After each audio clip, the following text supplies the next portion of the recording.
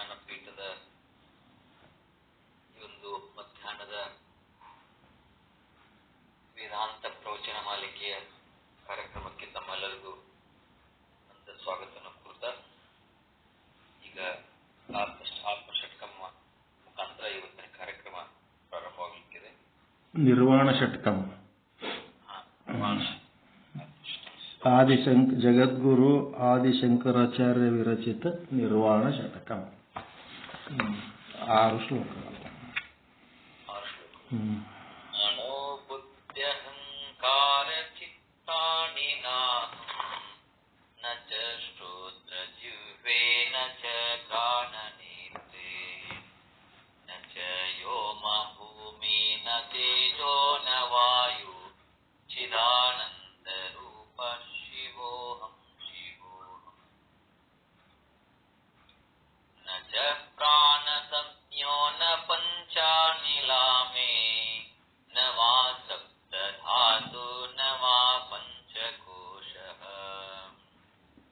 ನ ವಾ ಪಾಣಿಪಾದೌ ನ ಚೋಪಸ್ಥಪಾಯೋ ಚಿದಾನಂದ ರೂಪ ಶಿವೋಹಂ ಶಿವೋಹಂ ಶಿವೋಹಂ ಶಿವೋಹಂ ನ ಮೇ ದ್ವೇಷರಾಗೋ ನ ಮೇ ಲೋಭಮೋಹೋ ಮಧು ನೈವ ಮೇ ನೈವ ಮಾತ್ಸರ್ಯ ಭಾವಃ ನ ಧರ್ಮೋ ನ ಚಾರ್ಥೋ ನ ಕಾಮೋ ನ ಮೋಕ್ಷಃ ಚಿದಾನಂದ ರೂಪ ಶಿವೋಹಂ ಶಿವೋಹಂ ಶಿವೋಹಂ ಶಿವೋಹಂ ನ ಪುಣ್ಯಂ ನ ಪಾಪಂ ನ ಸೌಖ್ಯಂ ನ ದುಃಖಂ ನ ಮಂತ್ರೋ ನ ತೀರ್ಥಂ ನ ವೇದಾ ನ ಯಜ್ಞ ಅಹಂ ಭೋಜನಂ ನೈವ ಭೋಜ್ಯಂ ನ ಭೋಕ್ತಾ ಚಿದಾನಂದ ರೂಪ ಶಿವೋಹಂ ಶಿವೋಹಂ ಚಿದಾನಂದ ರೂಪ ಶಿವೋಹಂ ಶಿವೋಹಂ ನ ಮೇ ಮೃತ್ಯು ಶಂಕಾ ನ ಮೇ ಜಾತಿ ಭೇದಾಃ ಪಿತಾ ನೈವ ಮೇ ನೈವ ಮಾತಾ ನ ಜನ್ಮ ನ ಬಂಧುರ್ನ ಮಿತ್ರಂ ನ ಗುರುರ್ನೈವ ಶಿಷ್ಯಃ ಚಿದಾನಂದ ರೂಪ ಶಿವೋಹಂ ಶಿವೋಹಂ ಚಿದಾನಂದ ರೂಪ ಶಿವೋಹಂ ಶಿವೋಹಂ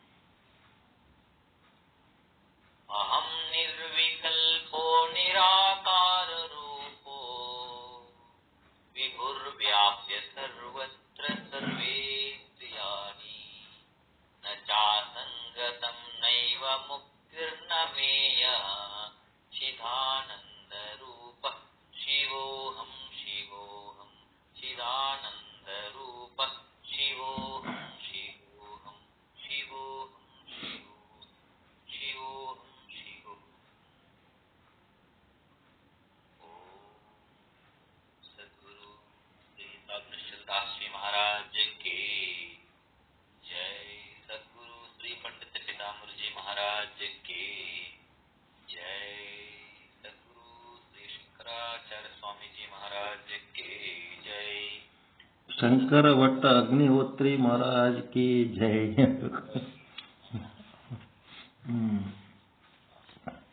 श्री शंकर भट्ट अग्निहोत्री महाराज की जय. ಅವ್ರದೇ ಇದೆಲ್ಲ ಸಾಹಿತ್ಯ. सद्गुरु श्री शरणवतो स्वामी जी महाराज की जय।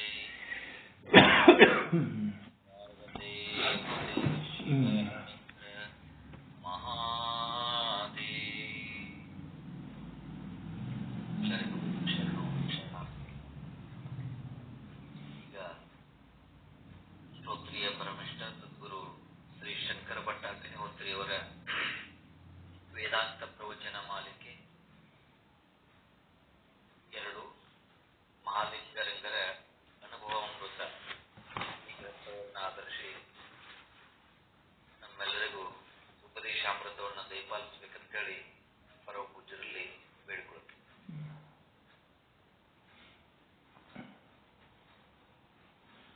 ಓಂ ಸದ್ಗುರು ಶ್ರೀ ಶುದ್ಧ ಬ್ರಹ್ಮಣೇ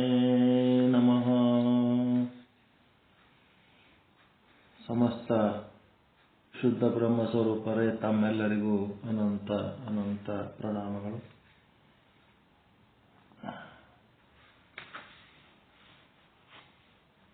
ಶ್ರೋತ್ರಿಯ ಬ್ರಹ್ಮನಿಷ್ಠ ಸದ್ಗುರು ಶ್ರೀ ಶಂಕರ ಭಟ್ಟ ಅಗ್ನಿಹೋತ್ರಿ ಇವರು ಮಾಡಿದ ವೇದಾಂತ ಪ್ರವಚನ ಮಾಲಿಕೆ 2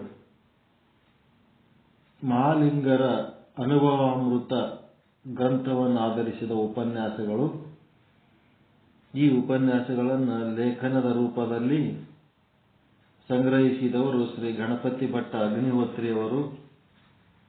ಅದನ್ನು ಪ್ರಕಟಣೆ ಮಾಡಿದವರು ಶ್ರೀ ನಾರಾಯಣ ಬಸವ ಅಂತ ಸಂಚಾಲಕರು, ವೇದಾಂತ ವೇದಿಕೆ ಶಿವೋಹಂ ಪ್ರಕಾಶನ ಹುಬ್ಬಳ್ಳಿ.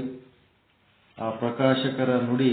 ಇವತ್ತ ಈ ಗ್ರಂಥದ ಬಗ್ಗೆ ನಿನ್ನೆ ಒಂದು ಸ್ವಲ್ಪ ಆರಂಭ ಮಾಡಿದ್ದೆ, ಇವತ್ತ ಅದನ್ನು ಮುಕ್ತಾಯ ಮಾಡೋಣ. ಇನ್ನೊಂದು ಸಾರಿ ಅದನ್ನು ಆರಂಭ ಮಾಡ್ತಾ ಇದ್ದೀನಿ. ಪ್ರಕಾಶಕರ ನುಡಿ. ಇವರು ಬರೀ ಪ್ರಕಾಶಕರಷ್ಟೇ ಇಲ್ಲ, ಆ ಗ್ರಂಥಕರ್ತರ ತಂದೆ.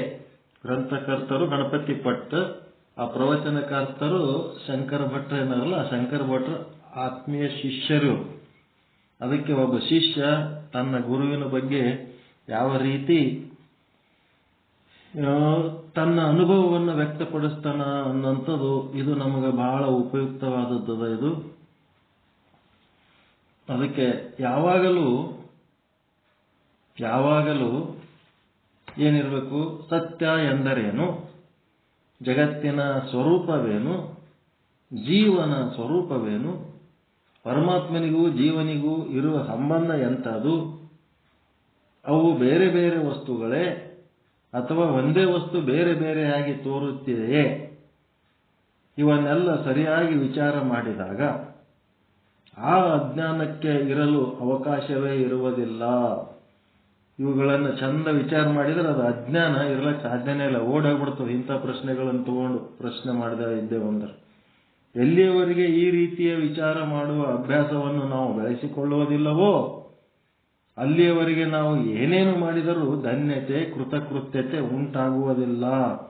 ಒಂದು ಧನ್ಯತಾ ಭಾವ, ಕೃತಕೃತ್ಯತೆ ಮಾಡಿದ್ದು ಸಾರ್ಥಕ ಆಯ್ತು ಬಿಡಪ್ಪ, ಇಷ್ಟು ವರ್ಷ ನಾನು ಕಷ್ಟಪಟ್ಟದ್ದು ಎಲ್ಲ ಸಾರ್ಥಕ ಆಯ್ತು, ನಾನು ಎದಕ್ಕೆ ಬಂದೀನಿ, ಆ ಕೆಲಸ ಎಲ್ಲ ಸಕ್ಸಸ್ ಆಯಿತು, ಇನ್ನು ನಂದೇನು ಕೆಲಸ ಇಲ್ಲ ಅನ್ನೋಂಥ ಟೈಮ್ ಬರ್ಲಿಕ್ಕೆ ಸಾಧ್ಯನೇ ಇಲ್ಲ.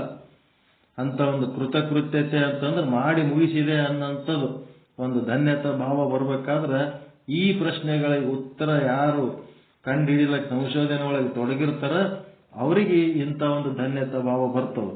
ಈ ಪ್ರಶ್ನೆಗಳನ್ನು ಬಿಟ್ಟು ಬರೇ ಲೌಕಿಕದೊಳಗೆ ತೇಲಾಡ್ತಾ ಇದ್ರು ಅಂತಂದ್ರೆ ಅವ್ರಿಗೆ ಏನಾಗ್ತಿರ್ತದೆ, ಮುಗಿಯಂಗೆ ಇಲ್ಲ, ಒಂದಾಗುನ ಇನ್ನೂ ಒಂದಾಗುನ ಇನ್ನೂ ಒಂದು, ಹಿಂಗೆ ಸ್ಟಾರ್ಟ್ ಆಗ್ತಿರ್ತಾವ. ನೀನು ಬ್ರಹ್ಮವೇ ಇರುವಿ, ಯಾವ ಚಿಂತೆಗಳೂ ನಿನಗಿಲ್ಲ, ದುಃಖವೂ ಇಲ್ಲ. ದುಃಖ ಆಗಲಿ ಎಂದರೆ ಆಗುವ ಹಾಗಿಲ್ಲ. ಇಂಥ ಭದ್ರವಾದ ಕೋಟೆ ನಿನ್ನದು. ನಿನಗೆ ದುಃಖ ಆಗ್ಲಪ್ಪ ಅಂತ ಯಾರೇ ಅಂದ್ರೆ ಅದೇನು ಯಾರೇ ಅಂದ್ರೆ ದುಃಖ ಆಗಂಗಿಲ್ಲ, ಆ ದುಃಖನೂ ನಿನಗಿಲ್ಲ. ಅದು ಆನಂದದ ಕೋಟೆ, ಸಮಾಧಾನದ ಕೋಟೆ. ಅದನ್ನು ಭೇದಿಸಲು ಯಾರಿಗೂ ಶಕ್ಯವಿಲ್ಲ. ಸ್ವತಃ ಈಶ್ವರನಿಗೂ ಅದನ್ನು ಬದಲು ಮಾಡುವುದಕ್ಕೆ ಶಕ್ಯವಿಲ್ಲ. ನಿಮ್ಮ ಆನಂದಕ್ಕೆ ಯಾರು ಏನು ಮಾಡ್ಲಿಕ್ಕಾಗಂಗಿಲ್ಲ. ನಿಮ್ಮ ಆನಂದ ನಿಮ್ಮ ಜೊತೆಗೆ ಇರ್ತದೋ, ಏಕೆಂದರೆ ಅದು ಅವನ ಸ್ವರೂಪವೇ ಆಗಿದೆ. ಆ ಪರಮಾತ್ಮನ ಸ್ವರೂಪನೇ ಅದು. ಪರಮಾತ್ಮನ ಸ್ವರೂಪ ಅಂದ್ರೆ ಸತ್ ಚಿತ್ತಾನಂದ ನಿತ್ಯ ಪರಿಪೂರ್ಣ. ಹೀಗಾಗಿ ಆನಂದ ಅನ್ನೋದು ಅವನ ಸ್ವರೂಪನೇ ಅದ. ನಿಮ್ಮ ಆನಂದಕ್ಕೆ ಯಾರು ಏನು ಮಾಡಕ್ಕಾಗಂಗಿಲ್ಲ, ಅಂತ ಒಂದು ಆನಂದ. ಹೀಗೆ ತಮ್ಮ ಸಂಪರ್ಕದಲ್ಲಿ ಬರುವ ಶಿಷ್ಯರೆಲ್ಲರಿಗೂ ಯಾವುದೇ ಧರ್ಮ, ಜಾತಿ, ಮತ, ಪಂಥ, ಪಂಗಡ ಇತ್ಯಾದಿ ತಾರತಮ್ಯ ಮಾಡದೆ ಅವರಿಗೆ ಆಧ್ಯಾತ್ಮಿಕ ತತ್ವಗಳನ್ನು ವ್ಯಾವಹಾರಿಕ ಹಾಗೂ ಸರಳ ಉದಾಹರಣೆಯನ್ನು ಕೊಟ್ಟು ಅವರು ಸಂಪೂರ್ಣವಾಗಿ ಸಮಾಧಾನ ಹೊಂದುವಂತೆ ಉಪದೇಶ ಮಾಡುತ್ತಿದ್ದರು. ಯಾರು ಮಾಡ್ತಿದ್ರು? ಶಂಕರ ಭಟ್ಟ ಅಗ್ನಿಹೋತ್ರಿಯವರು. ತಮ್ಮಲ್ಲಿ ಬಂದವರ ಹೆಸರು, ಧರ್ಮ, ಜಾತಿ ಯಾವುದೇ ಪೂರ್ವಾಪರದ ವಿಚಾರ ಮಾಡದೆ ಅವರಿಗೆ ಆತ್ಮಜ್ಞಾನ ಬೋಧೆ ನೀಡುವುದೇ ತಮ್ಮ ಸಂತೋಷದ ಕಾಯಕವನ್ನಾಗಿರಿಸಿಕೊಂಡಿದ್ದರು. ಹೀಗಿದ್ರಪ್ಪ ನಮ್ಮ ಸದ್ಗುರು ಶ್ರೋತ್ರಿಯ ಬ್ರಹ್ಮನಿಷ್ಠ ಸದ್ಗುರು ಶ್ರೀ ಶಂಕರ ಭಟ್ಟ ಅಗ್ನಿಹೋತ್ರಿ ಹೊಂಬಳ ಇವರು. ಸುಕ್ಷೇತ್ರ ಹೊಂಬಳ ಇವರು ಊರು. ಗದಗ ತಾಲೂಕ ಹೊಂಬಳ ಗ್ರಾಮದಲ್ಲಿ 18 ಫೆಬ್ರವರಿ 1897ರಲ್ಲಿ ಇವರ ಜನ್ಮವಾಯಿತು. ವಿದ್ಯಾಭ್ಯಾಸ ಹೊಂಬಳದಲ್ಲಿಯೇ ಆಯಿತು.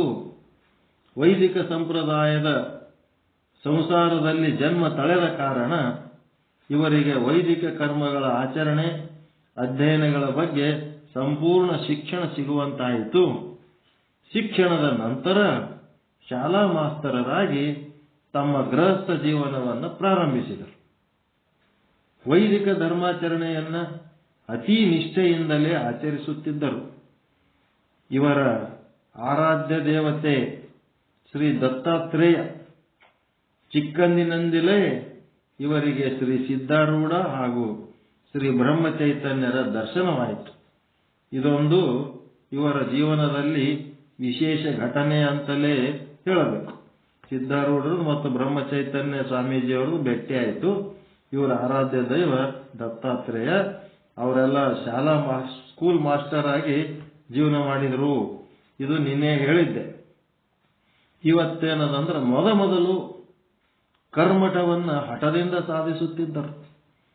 ಕರ್ಮಠ ಅಂದ್ರೆ ಪೂಜಾ ಪಾಠ, ಮತ್ತೇನು ಪೂಜಾ ಪಾಠ, ಸಂಧ್ಯಾ ವಂದನೆ ಇವೇನದವ ಹಠದಿಂದ ಮಾಡಬೇಕು. ಅದು ಬಿಡಂಗಿಲ್ಲ, ಏನ್ ಬೇಕಾದ್ರೂ ಅದು ಬಿಡಂಗಿಲ್ಲ ಅಂತ ಜಿದ್ದಿಗೆ ಬಿದ್ದು ಸಾಧಿಸ್ತಿದ್ರು. ಪೂಜೆ, ಸಂಧ್ಯಾ ವಂದನೆ ಹೀಗೆ ವೈದಿಕ ಆಚರಣೆಗಳನ್ನು ಚಾಚೂ ತಪ್ಪದೆ ಶಿಸ್ತಿನಿಂದ ನಿಯಮಬದ್ಧವಾಗಿ ಆಚರಿಸುತ್ತಿದ್ದರು. ಯಾರು ಇವುಗಳನ್ನು ನಿಯಮಬದ್ಧವಾಗಿ ಆಚರಿಸ್ತಾರೋ ಅವರಿಗೆ ಮುಂದೆ ಬ್ರಹ್ಮಜ್ಞಾನದೊಳಗ ನಿಯಮಬದ್ಧವಾಗಿ ಒಂದು ಅಧ್ಯಯನ ಮಾಡೋದಕ್ಕೆ ದಾರಿ ಸಿಗ್ತದೆ. ಮೊದಲು ನಿಯಮಗಳು ಕಲಿಬೇಕಂದ್ರೆ ಕರ್ಮದಾಗೆ ಕಲಿಬೇಕು ನಾವು. ಇಲ್ಲಾಂದ್ರೆ ಮುಂದೆ ಎಲ್ಲಿ ಜ್ಞಾನದಾಗ ನಿಯಮ ಇಲ್ಲ, ಜ್ಞಾನ ಹೆಂಗ್ ಬೇಕು ಹಂಗೆ ಇರ್ತದ. ಕಲಿಯರ್ ನಿಯಮಗಳು ಕರ್ಮದಾಗೆ ಕಲಿಬೇಕು. ಅದಕ್ಕೆ ಮೊದಲು ಕರ್ಮಠವನ್ನ ಹಠದಿಂದ ಸಾಧಿಸುತ್ತಿದ್ದರು. ಪೂಜಾ, ಸಂಧ್ಯಾ ವಂದನೆ ಹೀಗೆ ವೈದಿಕ ಆಚರಣೆಗಳನ್ನು ಚಾಚೂ ತಪ್ಪದೆ ಶಿಸ್ತಿನಿಂದ ನಿಯಮಬದ್ಧವಾಗಿ ಆಚರಿಸುತ್ತಿದ್ದರು. ಇವರ ಜೀವನ ಮಾರ್ಗವು ಬದಲಾಗುವಂತ ಒಂದು ಘಟನೆ ಜರುಗಿತು. ಅದೇನೆಂದರೆ ಇವರಿಗೆ ಪುಣ್ಯವಶಾತ್ ಪರಮ ಗುರುಗಳಾದ ಶ್ರೀ ನಾರಾಯಣರಾವ್ ಕುಲಕರ್ಣಿ ಚಿಲಕವಾಡ ಇವರ ದರ್ಶನವಾಯಿತು. ಚಿಲಕವಾಡ ಅಂದ್ರೆ ಇದೆಯಲ್ಲಿ ಬರ್ತದ್ರಿ? ಯಾವ ಊರೇನು ಗೊತ್ತದೆ ನಿಮಗೆ? ಗೂಗಲ್ನಾಗ ನೋಡಿದ್ರೆ ಗೊತ್ತಾಗ್ತದೆ ಯಾವ ತಾಲೂಕ ಯಾವ ಊರು ಅಂತೇಳಿ. ಶ್ರೀ ನಾರಾಯಣರಾವ್ ಕುಲಕರ್ಣಿ ಚಿಲಕವಾಡ ಇವರ ದರ್ಶನ ಆಯ್ತು. ಇವರು ಪರಮ ಗುರುಗಳು. ಧಾರವಾಡದಾಗ ಬರ್ತಿರ್ಬೋದು. ಅವರು ಆಧ್ಯಾತ್ಮದಲ್ಲಿ ಬಹಳ ಪಳಗಿದವರು. ಪರಮ ಗುರುಗಳು ನಾರಾಯಣ ಕುಲಕರ್ಣಿ ಅದನ್ನ ತಮ್ಮ ಜೀವನದಲ್ಲಿ ಸಂಪೂರ್ಣವಾಗಿ ಅರಗಿಸಿಕೊಂಡವರಾಗಿದ್ದರು. ಶಂಕರ ಭಟ್ಟರ ಶಿಸ್ತು, ಹಠದಿಂದ ಸಾಧಿಸುವ ಹಾಗೂ ಕೇಳುಗರಿಗೆ ಮಂತ್ರ ಮುಗ್ಧರಾಗುವಂತೆ ಮಾಡುವ ಪ್ರವಚನದ ಶೈಲಿಯನ್ನ ಸಮೀಪದಿಂದ ಪರಿಶೀಲಿಸಿ ಶ್ರೀ ನಾರಾಯಣರಾವ್ ಕುಲಕರ್ಣಿ ಚಿಲಕವಾಡ್ ಇವರನ್ನ ತಮ್ಮ ಸಮೀಪಕ್ಕೆ ಬರುವಂತೆ ಮಾಡಿದರು.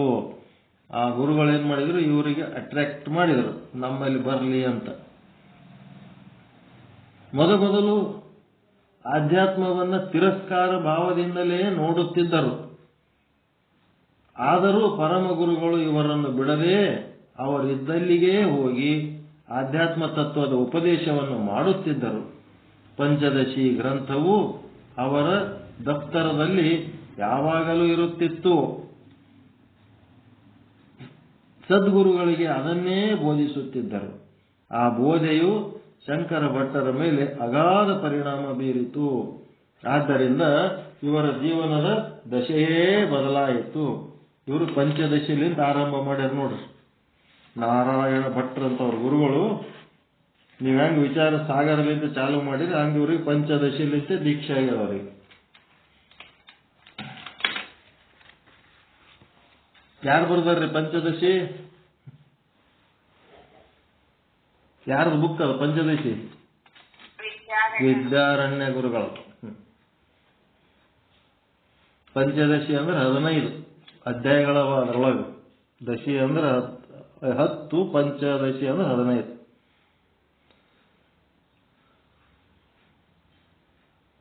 ಕರ್ಮ, ಉಪಾಸನೆ, ಜ್ಞಾನ ಅಂತ ಹಂಗೆ 3 ಅದಾವಲ್ಲ, ಹಂಗ ಒಂದೊಂದಕ್ಕೆ 5 ಅಧ್ಯಾಯಗಳದಾವ. ಅಲ್ಲಿ ದೀಪ ಅಂತಾರ ಅವ್ರು. ಅಧ್ಯಾಯ ಅನ್ನೋದು ದೀಪ. ಮುಂದೆ ಆಧ್ಯಾತ್ಮ ಬೋಧೆಗಾಗಿಯೇ ತಮ್ಮ ಜೀವನವನ್ನು ಸದ್ವಿನಿಯೋಗ ಮಾಡಿಕೊಳ್ಳಬೇಕೆಂದು ಗುರುಗಳ ಆಜ್ಞೆಯಾಗಿದ್ದರಿಂದ ಪ್ರವಚನವನ್ನು ಪ್ರಾರಂಭಿಸಿದರು. ಅದಕ್ಕೆ ಪರಮ ಗುರುಗಳ ಸಂಪೂರ್ಣ ಆಶೀರ್ವಾದ ದೊರೆಯಿತು. ಬರೀ ಕುಂತು ಕೇಳಿ ಎದ್ದು ಆದ್ರೆ ಶಾಣ್ಯರಾಗಂಗಿಲ್ಲ. ಇನ್ನೊಬ್ಬರಿಗೆ ಹೇಳ್ಬೇಕನ್ನಂಥದ್ದು ಒಂದು ಪೀಠ ಮಾಡ್ಕೊಂಡು ಕೂತು 4 ಮಂದಿಗೆ ಮುಂದೆ ಕರ್ಕೊಂಡು ಕುಂತ್ರಿ ಅಂತಂದ್ರೆ ಅವಾಗ ನಿಮ್ಮದು ಜವಾಬ್ದಾರಿ ಶುರು ಆಗ್ತದ. ತಗೊಂಡು ಮುಂದೆ ಬಂದು ಯಾರೋ 4 ಮಂದಿ ಕೇಳಕ್ ಕೂತೊತ್ನಾಗ ಹೇಳ್ಬೇಕಲ್ಲ, ಏನಾರ ಓದ್ಬೇಕು, ಬರಿಬೇಕು, ಹೇಳ್ಬೇಕಂತ. ಅದಕ್ಕೆ ಪ್ರತಿಯೊಬ್ಬರು ಗುರುಪೀಠ ಮಾಡ್ಕೋರಪ್ಪ, 4 ಮಂದಿ ಶಿಷ್ಯರನ್ನ ಕರ್ಕೊಂಡು ಕೂತು ಚರ್ಚೆ ಮಾಡ್ರಿ ಅಂತೀವಿ. ಯಾರೂ ಸರಿಯಾಗಿ ಮಾಡ್ತಾ ಇಲ್ಲ ಆ ಕೆಲಸ. ಶ್ರೀ ನಾರಾಯಣರಾವ್ ಕುಲಕರ್ಣಿ ಚಿಲಕವಾಡ ಇವರ ಸಂಪರ್ಕ ಬೋಧದ ಪರಿಣಾಮದಿಂದ ಶ್ರೀ ಶಂಕರ ಭಟ್ಟರು ಪುಟವಿಟ್ಟ ಚಿನ್ನದಂತೆ ಆಧ್ಯಾತ್ಮದ ಪರಮ ಸಿದ್ಧಾಂತವಾದ ಜೀವ ಬ್ರಹ್ಮೈಕ್ಯ ಜ್ಞಾನದಲ್ಲಿ ಪಳಗಿದರು. ಪರಮ ಗುರುಗಳು ಸದ್ಗುರುಗಳಿಗೆ ತಮ್ಮ ಜೀವನದಲ್ಲಿ ಸಾಧಿಸಿದ ಆಧ್ಯಾತ್ಮ ಜ್ಞಾನದ ಭಂಡಾರವನ್ನು ಸಂಪೂರ್ಣವಾಗಿ ಧಾರೆ ಎರೆದರು. ಗುರುಗಳು ಧಾರೆ ಎರಿಲಕ್ಕೆ ತಯಾರಿರ್ತಾರ, ಅದನ್ನ ಪಡ್ಕೊಳ್ಳೋಂಥವ್ರು ಬೇಕಲ್ಲ. ಅವರಿಗೆ ಕರೆಕ್ಟ್ ಸಿಕ್ಕಾರ ಎಲ್ಲ ಪಡ್ಕೊಂಡ್ಬಿಟ್ರವ್ರು. ಶಾಲಾ ಮಾಸ್ತರರಾಗಿದ್ದ ಕಾರಣ ಇವರಿಗೆ ಊರಿಂದ ಊರಿಗೆ ಬದಲಾವಣೆಯಾಗುತ್ತಿತ್ತು. ಅವರು ಹೋದಲ್ಲೆಲ್ಲ ತಮ್ಮ ಬಿಡುವಿನ ವೇಳೆಯಲ್ಲಿ ಆಧ್ಯಾತ್ಮ ಜ್ಞಾನದ ಪ್ರವಚನಗಳನ್ನು ಮಾಡಹತ್ತಿದರು. ನಿರಪೇಕ್ಷ, ನಿಸ್ವಾರ್ಥ, ನಿರಪೇಕ್ಷ ಅಂದ್ರೆ ನಿಷ್ಕಾಮ, ನಿಸ್ವಾರ್ಥ ಭಾವದಿಂದ ಹಾಗೂ ಖಂಡಿತವಾಗಿಯೂ ಮನಸ್ಸಿಗೆ ಒಡಂಬಡುವಂತೆ ಉಪದೇಶ ಮಾಡುವುದರಲ್ಲಿ ಸಿದ್ಧಹಸ್ತರೆನಿಸಿದರು.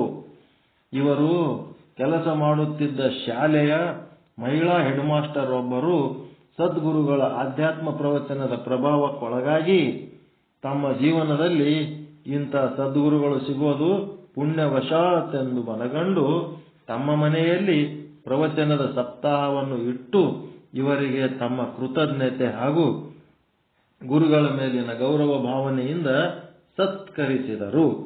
ನೋಡ್ರಿ, ಶಾಲಿ ಮಾಸ್ಟರ್ ಆಗಿ ಆಧ್ಯಾತ್ಮ ಜ್ಞಾನ ಎಷ್ಟು ಸರಳಾಗಿರ್ತದ ಅವ್ರಿಗೆ ಗೊತ್ತದ. ರುದ್ರಪ್ಪ ಎರ್ಕಲ್ಲು ಮತ್ತೆ ಇನ್ನೊಬ್ರು ಅದರಲ್ಲ ಅವ್ರ ಜೊತೆಗೆ, ಯಾರು, ಹನುಮಪ್ಪ ಐವಳಿ, ಇವ್ರು ಸ್ಕೂಲ್ ಟೀಚರ್ಸ್ ಆಗಿ ಇವ್ರಿಗೇನು ಕಷ್ಟ ಇತ್ತೇನು ಒಂದು 4 ಸಾಲು ಓದಿ ಹೇಳಕ? ಹೆಂಗ ಬಾಯಿ ಗಟ್ಟಿ ಇಟ್ಕೊಂಡು ಹೋಗ್ಬಿಟ್ರು. ಒಟ್ಟ ಈ ಹಂಗಾದ್ರೆ ಹೆಂಗಾತು? ಜನ್ಮ ಸಾರ್ಥಕ ಆಗ್ಬೇಕಂದ್ರೆ ಎಲ್ಲಿರಾಗಬೇಕು? ಒಬ್ಬ ದರೋಡೆಕೋರನೂ ಸಹಿತ ಸದ್ಗುರುಗಳ ಅನುಭವಪೂರ್ಣವಾದ ಆತ್ಮಜ್ಞಾನ ಬೋಧವನ್ನ ಶ್ರವಣ ಮಾಡಿ ತನ್ನ ಜೀವನದ ಮಾರ್ಗವನ್ನೇ ಬದಲಾವಣೆ ಮಾಡಿಕೊಂಡ ಸದ್ಗುರುಗಳನ್ನ ತಮ್ಮ ಆಧ್ಯಾತ್ಮ ಗುರುಗಳೆಂದೇ ಅಂಗೀಕರಿಸಿ ಅವರ ಪಾದ ಪೂಜೆಯನ್ನು ಮಾಡಿದ್ದನು. ನೋಡ್ರಿ, ದರೋಡೆಕೋರನು ಏನದ, ಅಂಗುಲಿ ಮಾಲನಂತ ದರೋಡೆಕೋರ ಫುಲ್ ಚೇಂಜ್ ಆದ, ಪರಿವರ್ತನೆ ಆದ. ಇದೊಂದು ಪೌರಾಣಿಕ ಕಥಾರೂಪದಂತೆ ಅನ್ನಿಸುತ್ತದೆ. ಇದೊಂದು ಪುರಾಣ ಕಥೆ ಹೇಳ್ದಂಗೆ ಆಗ್ತದೆ. ಇವ್ರು ಹೇಳಿದ್ರೆ ಇಲ್ಲಿ ವಾಲ್ಮೀಕಿಯನ್ನ ನಾರದ ಮಹರ್ಷಿಗಳು ತಮ್ಮ ಉಪದೇಶದಿಂದ ಪರಿವರ್ತನೆ ಮಾಡಿದ ಕಥೆಯು ನೆನಪಿಗೆ ಬರುತ್ತದೆ. ಹೀಗೆ ಒಂದೇ ಎರಡೇ ನಂಬಲ್ಲಿ ಸಹಿತ ಎಲ್ಲಿ ಹಾವೇರಿಯಾಗದಾರ ನೋಡ್ರಿ, ವೀರೇಶ್ ಕಬ್ಬಿಣ ಕಂತಿ ಮಠ ಅಂತ. ಅವರು ಕಾಲೇಜ್ ಲೆಕ್ಚರರ್ ಆಗ್ಯಾರಿ. ಗದಗ್ನಾಗ ತಹಸೀಲ್ ಆಫೀಸ್ನಾಗ ಕೆಲಸ ಮಾಡ್ತಿದ್ರು. ಅವರು ಈ ಒಂದು ವಿಚಾರ ಚಂದ್ರೋದಯ ಪ್ರವಚನ ಟೈಮ್ನಾಗ ಜಾಯಿನ್ ಆದಾರ ನಮ್ಮಲ್ಲಿ. ಅಲ್ಲಿ ಒಂಥರ ನಿರ್ಮಲ ಚಿತ್ತ ಸಾಧನೆ, ನಿಶ್ಚಲ ಚಿತ್ತ ಸಾಧನೆ ಮಾಡಿದರೆ ಏನಾಗ್ತದಪ್ಪ, ನಿಷ್ಕಾಮ ಕರ್ಮ ನಿಷ್ಕಾಮ ಉಪಾಸನೆಯಿಂದ ಇದು ಸಾಧನೆ ಆರಂಭ ಆಗ್ತದ ಅಂತ ಹೇಳ್ಬಿಟ್ಟೆವು. ಇಲ್ಲಿ ನೋಡಿದ್ರೆ ದಿನ ರೊಕ್ಕ ತಿನ್ನೋದು, ರೊಕ್ಕ ತರೋದು, ರೊಕ್ಕ ಬರೋದು ಇದೇ ಕೆಲಸ ಆಗ್ತದ. ಇದ್ರಾಗ ನಿಷ್ಕಾಮ ಕರ್ಮ ನಿಷ್ಕಾಮ ಉಪಾಸನೆ ಆಗಿ ಮೋಕ್ಷವಾಗ ಅವಕ್ಕಂತ ಪರೇಶಾನ್ ಆಗಿಬಿಟ್ರು. BSc BEd ಇದ್ದವ್ರು ಮತ್ತ ನೌಕರಿ ರಿಸೈನ್ ಮಾಡಿ MSc ಮಾಡಿ ಈಗ ಅವರು ಕಾಲೇಜ್ ಲೆಕ್ಚರ್ ಆಗ್ಯಾರ. ನೌಕರಿನೇ ಬೇಡ, ತಹಸೀಲ್ ಆಫೀಸರ್ ನನ್ನ ಜಾವೇ ರಿಸೈನ್ ಮಾಡಿಬಿಟ್ರು. ಪರಿವರ್ತನೆ ಬಂದ್ಬಿಡ್ತದೆ ಕೇಳಾಗ, ಅವ್ರ ಪುಣ್ಯ ಇತ್ತು ಅಂದ್ರೆ. ಇನ್ನೊಬ್ರು ಯಾರ್ರಿ, ಬೆಂಗಳೂರಾಗ ಸಂಗಯ್ಯ ಸ್ವಾಮಿಗಳು ರೇಣುಕರ ಒಂದು ಗುಡಿ ಅದ, ರೇವಣ ಸಿದ್ಧರ ಗುಡಿ ಅದ, ಅಲ್ಲಿ ಹೋರಿ ಬೇಕಿದ್ರೆ ಭೇಟಿಯಾಗಿ ಸಿಗ್ತಾರೆ ನಿಮಗೆ. ಅವರು ಇಂಜಿನಿಯರ್, ಅವರು BE ಸಿವಿಲ್ ಇಂಜಿನಿಯರ್. ದೇವಸ್ಥಾನದ ಪೂಜಾರಿ ಆಗಿ ಯಾವ್ದಾರ ಒಂದಿಟ್ಟು ಪ್ರಸಾದ ತಿಂದು ನಾ ಮೋಕ್ಷ ಸಾಧನೆ ಮಾಡ್ತೀನಿ, ಆದ್ರೆ ಈ ತರ ಗದ್ದಲ ಅಪರತಪರ ಲೆಕ್ಕ ಮಾಡಿ ಅಂತ ರೊಕ್ಕ ತಿಂದು ಬದುಕಿದ್ರ ನಾ ಇನ್ನ ಇಟ್ಟು ಬಂಧನಕ್ಕೊಳಗಾತೀನಿ ಅಂತೇಳಿ ಶುದ್ಧ ಬ್ರಹ್ಮ ಸ್ವರೂಪರಾಗ್ಬಿಟ್ರು. ಇನ್ನೊಬ್ಬ ಮಾರುತಿ ದಂಡಿಗೆ ದಾಸರ ಅಂತದಾರ, ಅವರು ಬೆಂಗಳೂರಾಗೆ ಅದಾರ. ಅವ್ರದ್ದು ಗೊತ್ತದಲ್ಲ ನಿಮಗೆ,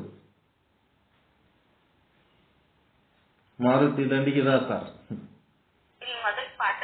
ಬರ್ತಿದ್ರ. ಅವರೇ 70-80 ಮನಿಗಳು ಬಾಡಿಗೆ ಹಿಡಿದಾರ ಅವ್ರು.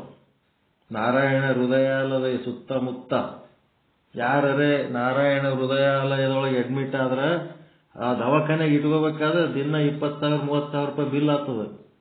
ಅಂತ ತಿಂಗಳನ್ಗಟ್ಲೆ ದವಾಖಾನೆಗೆ ಇರಬೇಕು ಅನ್ನೋಂಥವ್ರು ಏನ್ ಮಾಡ್ತಾರ, ಇವ್ರು ಹೊರಗೆ ಮನಿ ಮಾಡ್ಕೊಂಡು ಆ ಮನ್ಯಾಗ ಇವ್ರು ಸಸ್ತದಾಗ ಇಟ್ಕೋತಾರ.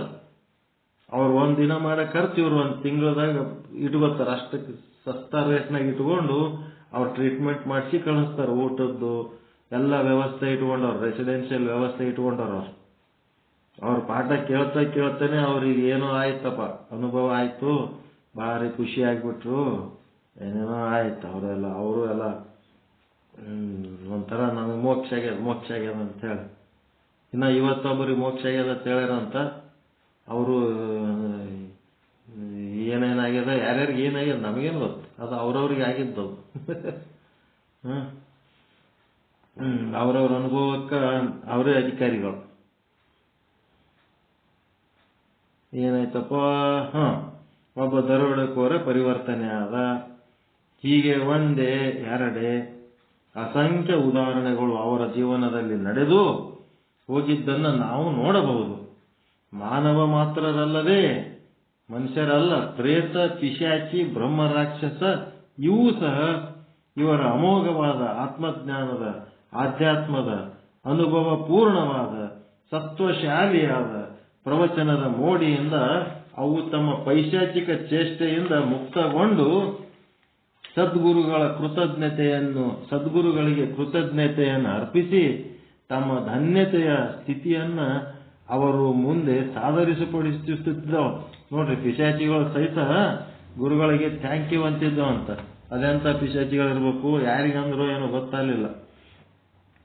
ಇವೆಲ್ಲವುಗಳು ಸಿನಿಮೆಯ ರೀತಿಯಲ್ಲಿ ನಡೆದು ಹೋಗಿವೆ. ಸದ್ಗುರುಗಳು ಪ್ರವಚನಕ್ಕೆ ಎಲ್ಲಿಯೇ ಹೋಗಲಿ ಅವರಿಂದ ಯಾವ ರೀತಿಯ ಅಪೇಕ್ಷೆಯನ್ನು ಮಾಡುತ್ತಿದ್ದಿಲ್ಲ. ಸಂಘಟಕರು ತಮ್ಮ ಸ್ವ ಇಚ್ಛೆಯಿಂದ ಕೊಟ್ಟ ಗುರುದಕ್ಷಿಣೆಯನ್ನು ನಿರಪೇಕ್ಷ ಭಾವದಿಂದ ಸ್ವೀಕರಿಸುತ್ತಿದ್ದರು. ಇಷ್ಟೇ ಯಾಕೆ ಕೊಟ್ರಿ, ಅಷ್ಟೇ ಯಾಕೆ ಕೊಟ್ರಿ ಅಂತ ಅಂತಿದ್ದಿಲ್ಲ. ಅವರ ಪ್ರವಚನಗಳು ಮಠಗಳಲ್ಲಿ, ಮನೆಯಲ್ಲಿ ಹಾಗೂ ಎಲ್ಲೆಲ್ಲಿ ಮುಮುಕ್ಷುಗಳು ಶ್ರವಣದ ಅಪೇಕ್ಷೆಯಿಂದ ಕೂಡುತ್ತಿದ್ದರೋ ಅಲ್ಲಿಯೇ ನಡೆಯುತ್ತಿದ್ದವು. ಒಮ್ಮೆ ತಿಳಿಯಲಿಲ್ಲ ಅಂದರೆ ಅದೇ ವಿಷಯದ ಮೇಲೆ ಬೇರೆ ಬೇರೆ ವ್ಯಾವಹಾರಿಕ ಹಾಗೂ ಜೀವನದಲ್ಲಿ ನಡೆಯುವ ಅನುಭವಗಳನ್ನು ವಿಶ್ಲೇಷಣೆಯನ್ನ ಕೊಟ್ಟು ಕೇಳುಗರ ಮನಸ್ಸಿನಲ್ಲಿ ಸಂಶಯಗಳು ನಿವಾರಣೆಯಾಗುವಂತೆ ಮಾಡುತ್ತಿದ್ದರು. ಸ್ವಚ್ಛ ತಿಳಿಸ್ತಿದ್ರು, ಏನು ಡೌಟ್ ಇರಲಾರ್ದಂಗ. ಯಾರಾದರೂ ಎದುರಿಗೆ ಸುಮ್ಮನೆ ಕುಳಿತರೆ ಅವರಿಗೆ ಸುಮ್ಮನೆ ಏಕೆ ಕುಳಿತಿರುವಿರಿ, ಏನಾದರೂ ಆಧ್ಯಾತ್ಮ ಸಂಶಯವಿದ್ದರೆ ಕೇಳಿರಿ, ಇದು ಮುಂದೆ ಸಿಗಲಿಕ್ಕಿಲ್ಲ ಎಂದು ಅವರ ಜಿಜ್ಞಾಸೆಗೆ ಚೈತನ್ಯ ಕೊಟ್ಟು ಅವರ ಜ್ಞಾನದಾಹವನ್ನು ಬಡಿದೆಬ್ಬಿಸುತ್ತಿದ್ದರು. ಗುರುಗಳು ನಿಜವಾದ ಕಳಕಳಿಯಿಂದ ಹೇಳುತ್ತಿದ್ದರು. ಎಂಥ ಗುರುಗಳಿದ್ದರು ನೋಡ್ರಿ. ಹುಬ್ಬಳ್ಳಿಯ ಸಮೀಪ ಇರುವ ಭೈರಿ ದೇವರ ಕೊಪ್ಪದ ಶಾಲೆಗೆ ಇವರ ವರ್ಗವಾಯಿತು. ಅಲ್ಲಿಯೂ ಸಹಿತ ಇವರು ತಮ್ಮ ಆಧ್ಯಾತ್ಮ ಜ್ಞಾನದ ಪ್ರಖರತೆಯಿಂದ ಬೆಳಗಿದರು. ಅಲ್ಲಿ ಭೈರಿ ದೇವರ ಕೊಪ್ಪದಲ್ಲಿ ಸಹಜ ಸಿದ್ಧರೆನಿಸಿದ ಶ್ರೀ ಶಿವಾನಂದರು, ಕೊಪ್ಪ ಅಂತದಲ್ರಿ, ಕೊಪ್ಪ ಅಂತ ನೋಡ್ರಿ, ಸದ್ಗುರುಗಳ ಆಧ್ಯಾತ್ಮ ಜ್ಞಾನದ ಅಪಾರ ಶಾಸ್ತ್ರ ಅನುಭವವನ್ನು ಅಸ್ಖಲಿತವಾದ ಪ್ರಭಾವಯುತವಾದ ಪ್ರವಚನಗಳ ಶೈಲಿಯನ್ನು ಬಹಳ ಮೆಚ್ಚಿದ್ದರು. ಅವರು ಸದ್ಗುರುಗಳನ್ನು ಬಹಳ ಪ್ರೀತಿಸುತ್ತಿದ್ದರು. ಯಾರು? ಭೈರಿ ದೇವರ ಕೊಪ್ಪದ ಶಿವಾನಂದ ಗುರುಗಳು. ಮತ್ತು ಇಬ್ಬರಲ್ಲಿಯೂ ಅನ್ಯೋನ್ಯ ಒಡನಾಟವಿದ್ದಿತ್ತು. ಸದ್ಗುರು ಶಂಕರ ಭಟ್ಟರ ಜೀವನದಲ್ಲಿ ಅನೇಕ ಮಹಾತ್ಮರ ಸಾಧು ಸಂತರ ದರ್ಶನ ಮತ್ತು ಸಂಪರ್ಕವು ಸಹಜವಾಗಿಯೇ ಲಭಿಸಿತ್ತು. ಅವರಲ್ಲಿ ಕಮತಿಗೆಯ ಮಲ್ಲಯ್ಯ ಸ್ವಾಮಿಗಳು, ಹುಬ್ಬಳ್ಳಿಯ ಶ್ರೀ ಸಿದ್ಧಾರೂಢ ಮಠದ ಶ್ರೀ ಶಿವಪುತ್ರ ಸ್ವಾಮಿಗಳು, ಜಡೆ ಮಠದ ಶ್ರೀ ಶಂಕರಾನಂದ ಸ್ವಾಮಿಗಳು, ಗೋಪನಕೊಪ್ಪದ ಶ್ರೀ ಸಿದ್ಧವೀರ ಸ್ವಾಮಿಗಳು, ಇಂಚಲದ ಶ್ರೀ ಶಿವಾನಂದ ಭಾರತೀ ಸ್ವಾಮಿಗಳು, ನಾಗಶೆಟ್ಟಿ ಕೊಪ್ಪದ ಶ್ರೀ ಚಂದ್ರಶೇಖರ ಸ್ವಾಮಿಗಳು, ಕನ್ನೂರಿನ ಶ್ರೀ ಗಣಪತಿ ಮಹಾರಾಜರು, ಇವರೆಲ್ಲ ಮುಖ್ಯರು. ಈ ರೀತಿ ಇವರೆಲ್ಲರ ಕೂಡ ಸದ್ಗುರುಗಳವರ ಒಡನಾಟವು ಬಹಳ ಆತ್ಮೀಯ ಮತ್ತು ಅನ್ಯೋನ್ಯವಾಗಿತ್ತು. ನೀವು ಅದು ಬುಕ್ ಓದ್ತಿರ್ಗ ಇದೇ ಗಣಪತಿ ಮಹಾರಾಜ್ ಏನ್ರಿ? ಕನ್ನೂರು ನಾಗರಾಜು, ಕರೆಕ್ಟ್? ಅವ್ರದ್ದೇನ್ರಿ ಕನ್ನೂರು ಗಣಪತಿ ಮಹಾರಾಜ್?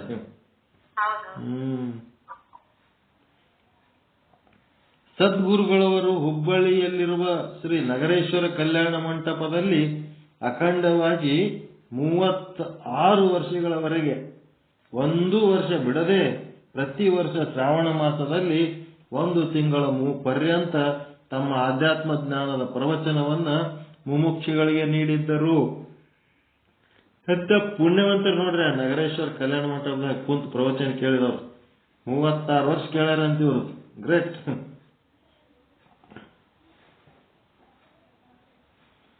ಇಲ್ಲಿ ವಿಶೇಷವಾಗಿ ವೈಶ್ಯ ಸಮಾಜದವರು ಸದ್ಗುರುಗಳವರನ್ನು ಬಹಳ ಆದರಪೂರ್ವಕವಾಗಿ ನೋಡಿಕೊಳ್ಳುತ್ತಿದ್ದರು. ಹುಬ್ಬಳ್ಳಿಯಲ್ಲಿ ಸದ್ಗುರುಗಳವರ ಶಿಷ್ಯ ವೃಂದವು ಸಾವಿರಾರು ಸಂಖ್ಯೆಯಲ್ಲಿದೆ. ಹುಬ್ಬಳ್ಳಿಯಾಗ ಬಹಳ ಮಂದಿ ಅದರಂತೆ ಇವರು ಶಿಷ್ಯರು. 1955ರಿಂದ 87ರವರೆಗೆ ಸದ್ಗುರುಗಳು ತಾವು ಶಿಕ್ಷಕರಾಗಿದ್ದ ಊರುಗಳಲ್ಲಿ ಅಲ್ಲದೆ ಮುಮುಕ್ಷುಗಳು ಅಪೇಕ್ಷೆ ಪಟ್ಟು ಕರೆದಲ್ಲಿ ಹೋಗಿ ತಮ್ಮ ಆಧ್ಯಾತ್ಮ ಜ್ಞಾನದ ಬೆಳಕನ್ನ ಪಸರಿಸುತ್ತಿದ್ದರು.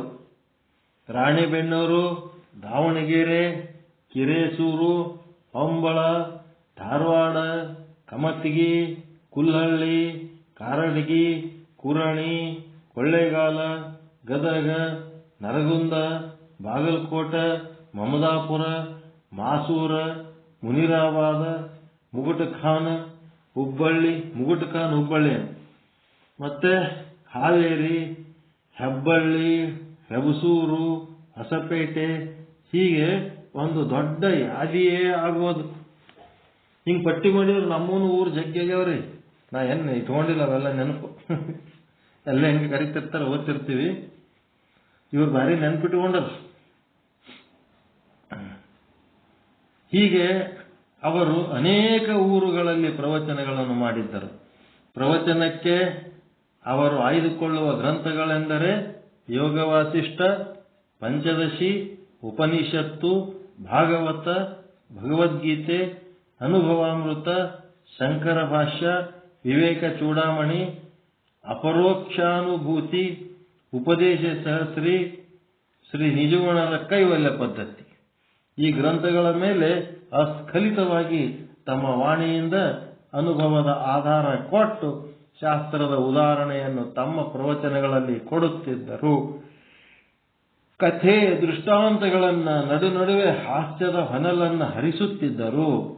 ವೇಳೆಗೆ ಸರಿಯಾಗಿ ಪ್ರವಚನವನ್ನು ಪ್ರಾರಂಭಿಸಿ ಅದನ್ನು ಸರಿಯಾಗಿ ನಿಗದಿತ ವೇಳೆಗೆ ಮುಗಿಸುವುದು ಅವರ ವೈಶಿಷ್ಟ್ಯವಾಗಿತ್ತು. ಟೈಮ್ ಮೇಂಟೈನ್ ಮಾಡ್ತಿದ್ರಂತೆ ಅವರು.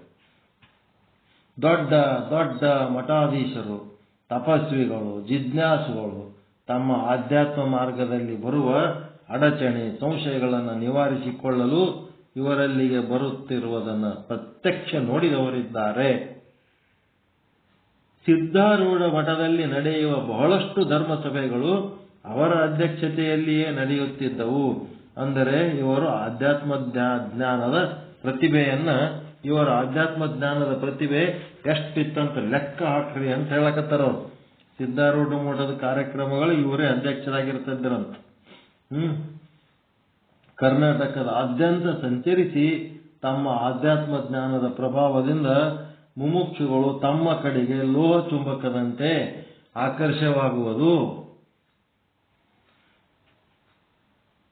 ಆಗುವಂತೆ ಮಾಡುತ್ತಿದ್ದರು. ಮತ್ತು ಕರ್ನಾಟಕದ ಪರಮಹಂಸರು ಎಂದು ನಾಮಾಂಕಿತದಿಂದ ಆಧ್ಯಾತ್ಮ ಲೋಕದಲ್ಲಿ ಪ್ರಸಿದ್ಧಿ ಮತ್ತು ಚಿರಪರಿಚಿತರಾಗಿದ್ದರು.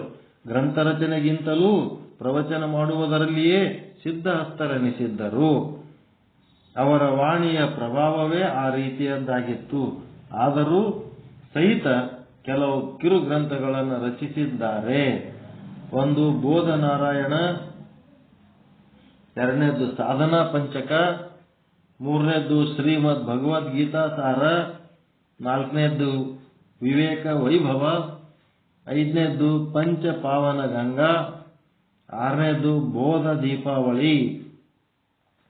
ಈ ಎಲ್ಲಾ ಗ್ರಂಥಗಳು ಆಕಾರದಲ್ಲಿ ಚಿಕ್ಕವಾಗಿದ್ದರೂ ಸಹಿತ ಆಧ್ಯಾತ್ಮ ಜ್ಞಾನದ ವಿಷಯಗಳನ್ನು ಅತೀ ಸ್ವಾರಸ್ಯವಾಗಿ ಮನಸ್ಸಿಗೆ ಸಮಾಧಾನ ಆಗುವ ರೀತಿಯಲ್ಲಿ ವಿವೇಚಿಸಿ ವಿವರಿಸಲಾಗಿದೆ. ವಿವೇಕ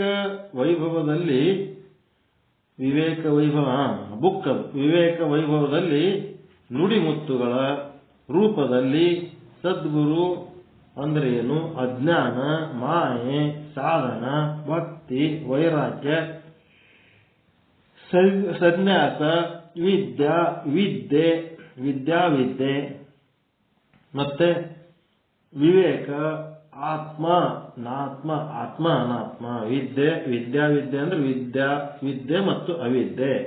ಆತ್ಮ ಅನಾತ್ಮ ಅಂದ್ರೆ ಆತ್ಮ ಮತ್ತು ಅನಾತ್ಮ. ಅನುಭವ, ಕೃತಕೃತ್ಯತೆ ಎಂಬ ವಿಷಯಗಳನ್ನು ತಿಳಿಯಾಗಿ ಸ್ವಾರಸ್ಯಕರವಾಗಿ ವಿವೇಚಿಸಿದ್ದಾರೆ. ಸದ್ಗುರುಗಳವರ ಮಹಾಶೀರ್ವಾದ ರೂಪದಲ್ಲಿ ಹೇಳಿದ್ದು, ಹುಟ್ಟಿ ಬಂದದ್ದಕ್ಕ ನಾ ಯಾರು ಅಂತ ತಿಳ್ಕೊಂಡು ಕೈ ಕಾಲು ಕಣ್ಣು ಕಿವಿ ಆರೋಗ್ಯ ಗಟ್ಟಿಮುಟ್ಟಿದ್ದಾಗ ಈ ಜಗ ಬಿಡ್ರಿ ಅಂತೇನಿ. ಕರೆ ಅಂದ್ರೆ ಇದಕ್ಕೆ ಆಶೀರ್ವಾದ ಅಂತಾರೆ. ಇನ್ನ ಗಟ್ಟಿಮುಟ್ಟಿರೋದ್ರಾಗೆ ನಾ ಯಾರು ಅದೀನಿ ಅಂತೇಳಿ ತಿಳ್ಕೊಂಡು ಇಲ್ಲಿ ಜಾಗ ಖಾಲಿ ಮಾಡ್ರಿ. ಕಡಿತಾನ ಇಲ್ಲೇ ಬಿದ್ದು ಯಾವೋ ಹ್ಯಾಂಗ್ ಹೋಗ್ಲಿ, ಇನ್ನ ಜಗ್ಗಿ ಕೆಲಸ ಹೊತ್ತೇಳಿ ಒದ್ದಾಡ್ಬೇಡ್ರಿ. ಹೆಂಗದ ನೋಡ್ರಿ, ಎಷ್ಟು ಚಂದ ಹೇಳಾರು. ಕೈ ಕಾಲು ಕಣ್ಣು ಕಿವಿ ಆರೋಗ್ಯ ಗಟ್ಟಿಮುಟ್ಟಿದ್ದಾಗ ಈ ಜಗ ಬಿಡ್ರಿ. ಅದಕ್ಕೆ ಹೋಗೋದಕ್ಕಿಂತ ಮೊದಲು ಏನಾಗಬೇಕು, ಹುಟ್ಟಿ ಬಂದದ್ದಕ್ಕ ನಾ ಯಾರು ಅಂತ ತಿಳ್ಕೊಳ್ರಿ. ಆಮೇಲೆ ಈ ಜಗತ್ತು ಬಿಟ್ಟು ಹೋಗ್ಬಿಡ್ರಿ. ಇದಕ್ಕೆ ಆಶೀರ್ವಾದ ಅಂತಾರ. ಆಶೀರ್ವಾದ ಮಾಡ್ರಿ ಅಂತಂದ್ರೆ ಇದೇ ಆಶೀರ್ವಾದ. ಹಿಂಗ ಆಶೀರ್ವಾದ ಮಾಡಿದ್ದ ಅರ್ಥ ಯಾರು ಹೇಳಿದ್ರ ಒಪ್ಕೋತಾರನ್ರಿ?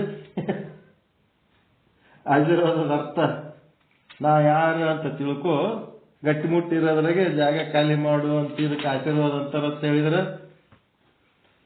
ಅವ್ರಿಗೇನ್ ಬೇಕು, ರೊಕ್ಕ ಜಗ್ಗಿ ಸಾವುಕಾರ ಅಂದ್ರೆ ಇದಕ್ಕೆ ಆಶೀರ್ವಾದ ಅಂತ ತಿಳ್ಕೊಂಡಾರ. ಹಂಗಲ್ಲ, ಅದರ ಅರ್ಥ ಹಿಂಗದ.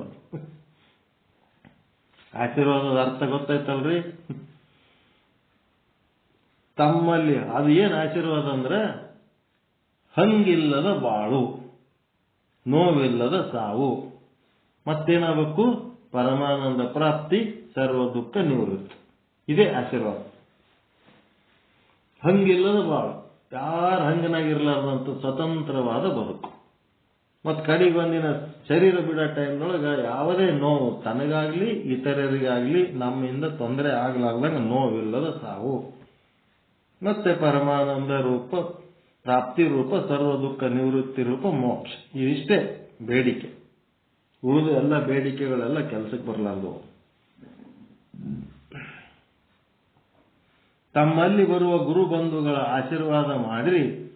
ಗುರುಬಂಧುಗಳು ಆಶೀರ್ವಾದ ಮಾಡ್ರಿ ಅಂದರೆ ಅದರ ಮೇಲೆ ಹೇಳಿದ ಶಬ್ದಗಳಿಂದಲೇ ಅವರಿಗೆ ಆಶೀರ್ವಾದ ಮಾಡುತ್ತಿದ್ದರು.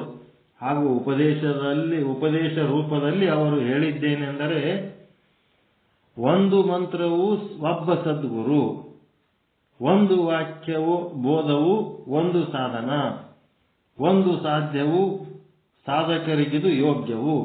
ಅದು ಬರೆದದ್ದೊಂದು ಕವನ ಇದ್ದಂಗದ ಇದು.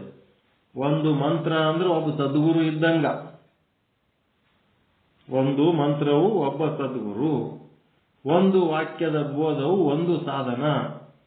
ಒಂದು ವಾಕ್ಯ ಹಿಂಗ ಉಪದೇಶ ಮಾಡಿದ್ರು ಅಂತಂದ್ರ ಒಂದು ಸಾಧನೆ ಮಾಡು ಅಂತ ತಿಳ್ಕೋಬೇಕು, ಸುಮ್ಮನೆ ಕೇಳಿ ಎದ್ದು ಹೋಗೋದಲ್ಲ. ಒಂದು ಸಾಧ್ಯವು, ಇದು ಸಾಧಕರಿಗೆ ಯೋಗ್ಯವು. ಒಂದು ಸಾಧನೆ ಮಾಡಿ ಏನಾರ ಸಾಧ್ಯ ಮಾಡ್ಕೊಂಡ್ರಿ ಅಂದ್ರೆ ಅದರಿಂದ ಸಾಧಕರಿಗೆ ಏನಾಗ್ತದ, ಒಂದು ಯೋಗ್ಯತೆ ಬರ್ತದ ಸಾಧನೆ ಮಾಡಿದ್ದಕ್ಕೆ. ದೇಹವಿದು ಶವರೂಪ, ದೇಹಿ ತಾನು ಶಿವರೂಪ. ನೋಡ್ರಿ ಹೆಂಗದ.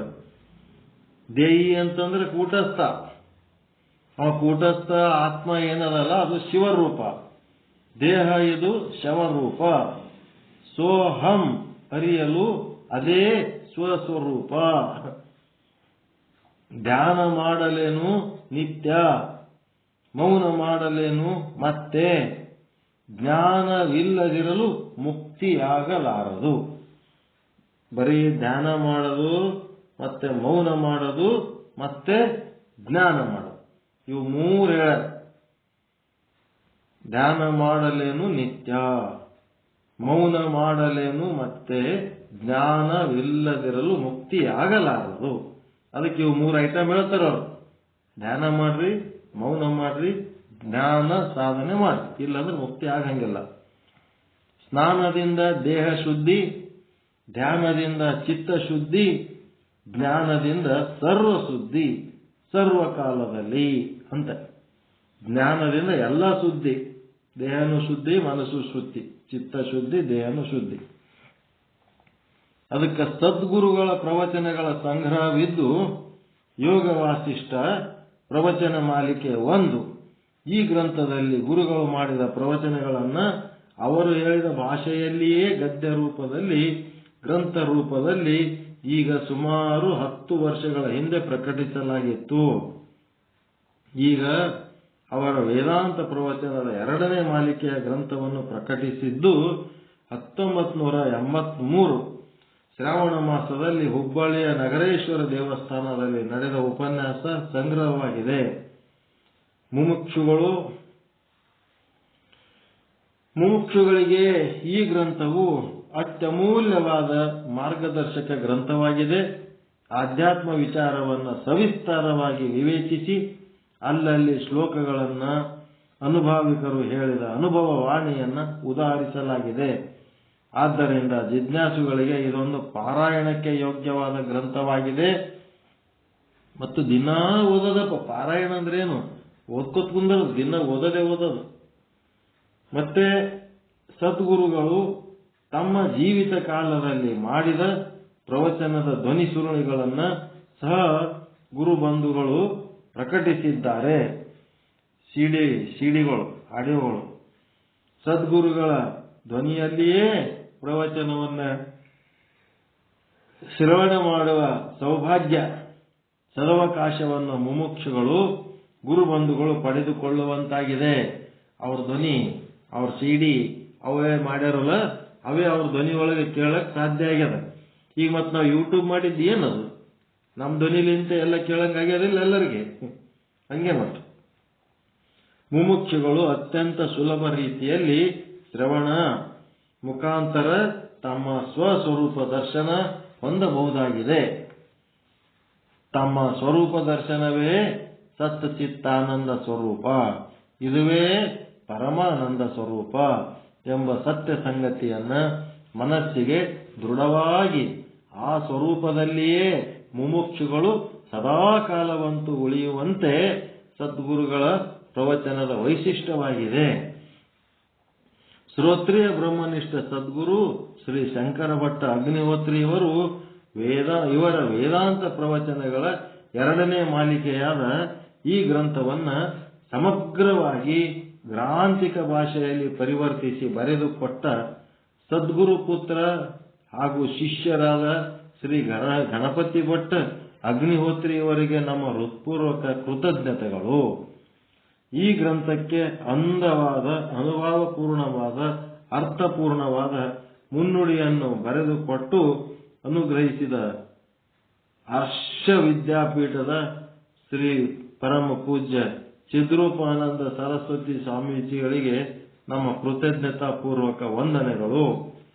ಮುನ್ನುಡಿ ಬರೆದವರು ನಿನ್ನೆ ಓದಿವಲ್ಲ, ಅವ್ರು ಬರೆದದ್ದು ಚಿದ್ರೂಪಾನಂದ ಸ್ವಾಮೀಜಿ. ಈ ಪುಸ್ತಕದ ಮುದ್ರಣ ಕಾರ್ಯದಲ್ಲಿ ನಮಗೆ ಸಮರ್ಥರಾದ ಉದಾರ ಭಾವದ ಮುದ್ರಕರನ್ನ ಪರಿಚಯಿಸಿಕೊಟ್ಟ, ಆ ಕೆಲಸದಲ್ಲಿ ಕರಡು ಪ್ರತಿಯನ್ನ ತಿದ್ದುವುದೇ ಮುಂತಾದ ಅನೇಕ ಕಾರ್ಯಗಳನ್ನ ಅತ್ಯಂತ ಆಸ್ಥೆ ವಹಿಸಿ ಶ್ರದ್ಧಾಭಕ್ತಿಗಳಿಂದ ನಿರ್ವಹಿಸಿದ ಗುರು ಬಂಧುಗಳಾದ ಶ್ರೀ ವೆಂಕಟೇಶ್ ಶೆಲವಾಡಿ ಪ್ರೂಫ್ ರೀಡಿಂಗ್ ಅವರು ಉಪಕಾರವನ್ನು ಮನಪೂರ್ವಕವಾಗಿ ಸ್ಮರಿಸುತ್ತೇವೆ.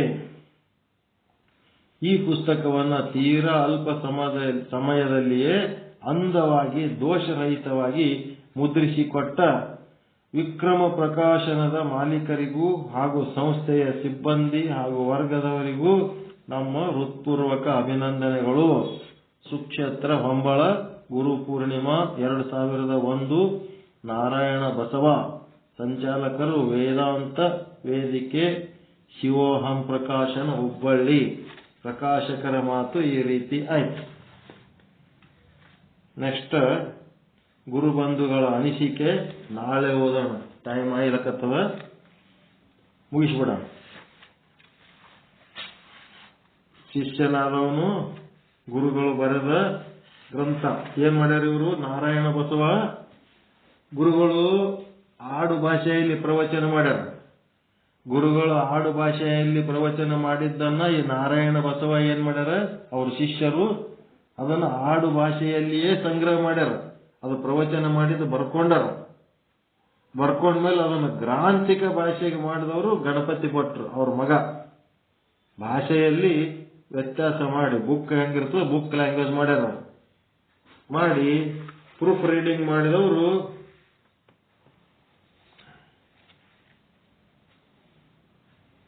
ವೆಂಕಟೇಶ ಶೆಲವಾಡಿ ಅಂತ. ಅವರು ಇದರ ಪ್ರೂಫ್ ರೀಡಿಂಗ್ ಮಾಡಿ ಏನ್ ಮಾಡಿನೂ ಈ ಪ್ರೂಫ್ ರೀಡಿಂಗ್ ಮಾಡೋರು ಬಹಳ ಇಂಪಾರ್ಟೆಂಟ್. ತಪ್ಪಲಾರ್ದಂಗ ಕರೆಕ್ಟ್ ಕೂತ್ ಮಾಡ್ಬೇಕಲ್ಲ ಕೆಲಸ. ಆ ವಾಕ್ಯದ ಅರ್ಥ ಸರಿಗೆ ಬರಬೇಕು, ಶಬ್ದದ ಅರ್ಥ ಸರಿಗೆ ಬರಬೇಕು, ಒತ್ತಕ್ಷರ ದೀರ್ಘ ಎಲ್ಲ ಚಂದ ಮಾಡ್ಬೇಕಾದ್ರೆ ಪ್ರೂಫ್ ರೀಡಿಂಗ್ ಅವ್ರು ಬಹಳ ಮುಖ್ಯ. ಅವ್ರಲಿಂತೆ ಅದು ಪ್ರೆಸೆಂಟೇಶನ್ ಸಕ್ಸಸ್ ಆಗ್ತದೆ. ಹಿಂಗೆಲ್ಲರನ್ನ ನೆನೆಸ್ಕೋಬೇಕು ನಾವು, ಯಾರ್ಯಾರು ಏನೇನು ಈ ಕೆಲಸ ಮಾಡ್ಯಾರ ಈ ಗ್ರಂಥ ರಚನೆಯಲ್ಲಿ ಅಂತೇಳಿ. ನಾಳೆ ಗುರು ಬಂಧುಗಳ ಅನಿಸಿಕೆ ಮತ್ತ ಪೂಜ್ಯರ ಪ್ರವಚನ ಚಾಲು ಆಗ್ತದೆ ನಾಳೆ. ಇವತ್ತಿಗೆ ನಾನು ಮಧ್ಯಾಹ್ನ ಇರ್ತೀನೋ ಇಲ್ಲೋ ಅಂತ ಡೌಟ್ ಇತ್ತು. ಇನ್ನ ಫೋನ್ ಬಂದಿಲ್ಲ. ಫೋನ್ ಬರ್ತಂದ್ರೆ ಹೋಗ್ಬೇಕಾಗ್ತದ. ಅದಕ್ಕೆ ಈಗಂತೂ ಇದ್ದೀನಿ ಅಂತೇಳಿ ಇದನ್ನು ಸಕ್ಸಸ್ ಮಾಡೀನಿ. ಇನ್ನು ಉಳಿದದ್ದು ಮುಂದೆ ದೇವರ ಏನಾಗ್ತದೆ ಆಗಲಿ. ಎಲ್ಲರಿಗೂ ಒಳಿತಾಗಲಿ, ಎಲ್ಲರಿಗೂ ಶುಭವಾಗಲಿ. ಓಂ ಶಾಂತಿ ಶಾಂತಿ ಶಾಂತಿ. ಎಲ್ಲರಿಗೂ ಶರಣು ಶರಣಾರ್ಥಿ, ಎಲ್ಲರಿಗೂ ಶರಣು ಶರಣಾರ್ಥಿ. ಮಧ್ಯಾಹ್ನ ಎಲ್ಲರದು ಪ್ರಸಾದ ಆಗ್ಯದ, ಆರಾಮ ರೆಸ್ಟ್ ಮಾಡಿಸಿ. ಜ್ಞಾನ ಪ್ರಸಾದ ಅನ್ನ ಪ್ರಸಾದ ಎರಡೂ ಹಾಕ್ಸೋದು ಮಧ್ಯಾಹ್ನ. ಇದು ಒಂದು ಸೌಭಾಗ್ಯ. ಮತ್ತೆ ಯಾರೇನು ಹೇಳ್ಬೇಕಾ? ನಿಮ್ಮ ಅಭಿಪ್ರಾಯ ಇದ್ರ ಬಗ್ಗೆ ಏನಾರ ಒಂದೆರಡು ವಿಚಾರ ಹೇಳ್ತಿದ್ರೆ ಹೇಳ್ಬೋದು, 1 ಅಥವಾ 2 ಮಾತಿನಲ್ಲಿ.